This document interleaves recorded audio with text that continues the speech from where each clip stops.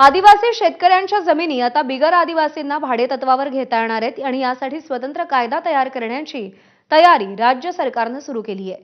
लवकरच या संदर्भात शासन निर्णय निघणार असल्याची माहिती असून महसूल मंत्री चंद्रशेखर बावनकुळेंनी गडचिरोलीतील पत्रकार परिषदेदरम्यान माहिती दिली। यापूर्वी आदिवासींच्या जमिनी हस्तांतरित करण्याची तरतूद नव्हती।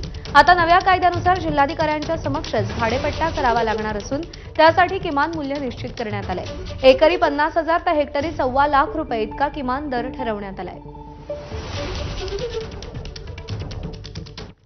की आदिवासी शेतकऱ्यांना आपली जमीन भाडेपट्ट्यावर देण्याचा यापूर्वी कायदा नव्हता। त्यांना भाडेपट्टा घ्यायचा असेल ते कलेक्टर समोर येतील आणि कलेक्टर समोर भाडेपट्टा करून दिल्यावर किमान कमीत कमी ₹50,000 वार्षिक एकरी, ₹1,25,00,000 हेक्टरी कमीत कमी आणि त्यापेक्षा जास्त करार करता येईल।